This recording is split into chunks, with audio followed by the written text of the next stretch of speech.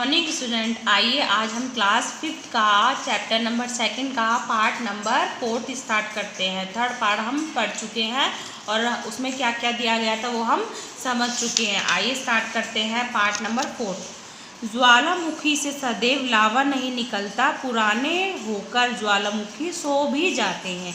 ज़्यादा समय बीत जाने पर लोग इन्हें भूल भी जाते हैं कि उस जगह कोई ज्वालामुखी भी था। जब कोई ज्वालामुखी पुराना हो जाता है तो लोग क्या करते हैं, उसको भूल जाते हैं कि यहाँ पे कोई ज्वालामुखी भी था। आइए देखते हैं आगे क्या दे रखा है। लेकिन कभी कभी अचानक ही अर्थात सोया हुआ ज्वालामुखी जग भी जाता है। आपने देखा है ना बच्चों, जब कहीं आग लग जाती है और लोग उसके ऊपर पानी डालते हैं तो उस कुछ क्षण के लिए वो आग बुझ जाती है, पर अगर उस आग में पानी जो डाला जाता है, पानी डालने के बाद अगर आग का थोड़ा सा भी पोषक उसके अंदर रह जाता है तो वो आग अंदर ही अंदर क्या कर लेती है, एक तेज आग का रूप धारण कर लेती है। इसीलिए इसमें कहा गया है कि सोया हुआ ज्वालामुखी भी कभी कभार क्या हो जाता है, जग जाता है।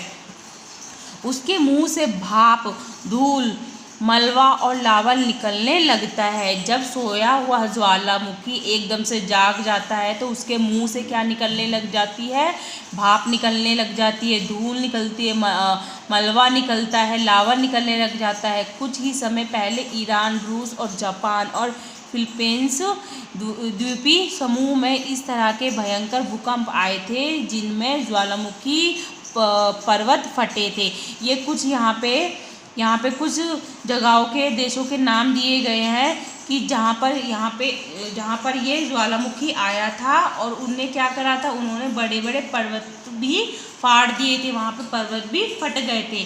भारत में भी कभी कभी भूकंप आता है। कुछ समय पहले गुजरात और गढ़वाल में भूकंप ने भयंकर तबाही मचाई थी। इसमें सैकड़ों लोग मर गए थे और गांव के गांव नष्ट हो गए थे। इसमें बताया गया है कि गुजरात में कुछ साल पहले गुजरात में और गढ़वाल में भूकंप आया था और वो जो भूकंप था इतना भयंकर था कि उस भूकंप ने क्या कर दी थी, पूरी तबाही मचा दी थी और वहाँ पे गांव के गांव नष्ट हो गए थे। बच्चों ये चैप्टर आपका यही समाप्त होता है। यहाँ से लेकर यहाँ तक आपको अच्छे से लावा के बारे में समझ में आ गया होगा, ज्वालामुखी के बारे में भी पता होगा, भूचाल किसे कहते हैं, भूकंप किसे कहते हैं, ये सारी जानकारी हमें इस भूकंप के चैप्टर में प्राप्त हुई थी। आइए इससे संबंधित क्वेश्चन मैं आपको बताती हूँ। आपका आज का क्या होमवर्क है। आपको पहली वीडियो में मैंने शब्द अर्थ दे ही दिए थे याद करने के लिए और कॉपी में लिखने के लिए। आपको क्वेश्चन नंबर 1, क्वेश्चन नंबर 2 और क्वेश्चन नंबर 3 बुक में फिल तो कर ही लिए होंगे। आपको अब इनको क्या करना है, आपको इन क्वेश्चनों को आपको ओरली याद करना है। जब आपकी लाइव क्लास होगी तो ये ओरल क्वेश्चन पूछे जाएंगे। नीचे कुछ क्वेश्चन दिए गए, आइए देखते हैं क्या दिया गया, उसको समझते हैं। नीचे दिया है सही उत्तर के सामने सही का निशान लगाइए। क्वेश्चन 1, आपका 1 क्वेश्चन है, पृथ्वी की डैश धीरे धीरे कम होने लगी। बच्चों हमने पढ़ा था ना पाठ में, पृथ्वी की धीरे धीरे क्या होने लगी थी, कम, गर्मी होने लगी थी, आग कम होने लगी थी, ये ठंडाई होने लगी थी। क्या कम होने लगी थी, पृथ्वी की क्या कम होने लगी थी, गर्मी कम होने लगी थी। क्वेश्चन नंबर आपका पार्ट नंबर 2 जो है, पहाड़ों के नीचे और धरती में से पदार्थ बहता रहता है उसे डैश कहते हैं। क्या बहता रहता था, पदार्थ बहता रहता था, उसको किस नाम से बोलते हैं, उसको बोलते हैं लावा के नाम से बोला जाता है। इसी प्रकार आपको क्वेश्चन नंबर 3 और क्वेश्चन नंबर 4 दिया गया है जो आपको किस में फिल करना है, बुक में फिल करना है। ये क्वेश्चन आपके पार्ट से संबंधित है।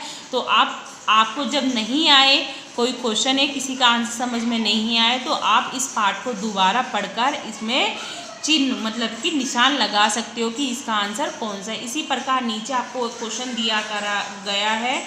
क्वेश्चन नंबर 1 है, दिए गए शब्दों की विशेषता बताने वाले विशेषण शब्द इन शब्दों के पहले लिखिए।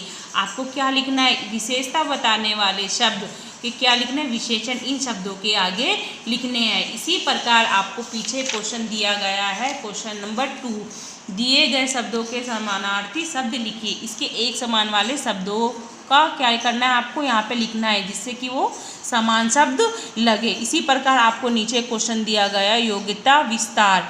आपको इसमें आपने पढ़ा कि कौन से देश में कब भूकंप आया था, तो उसमें उससे संबंधित जानकारी दी गई है। आपको उसको क्या करना है, सिर्फ आपको उसको पढ़ना है और समझना है कि किस टाइम कौन से सन में कौन सी डेट में कौन सी किस जगह भूचाल या भूकंप आया था। बच्चों आपका चैप्टर यहीं आज समाप्त होता है। इससे संबंधित जो क्वेश्चन मैंने आपको दिए थे आपको वो पढ़ने हैं, कॉपी में करने हैं, और बुक में जो काम करने के लिए दिया था वो आपको बुक में करना है।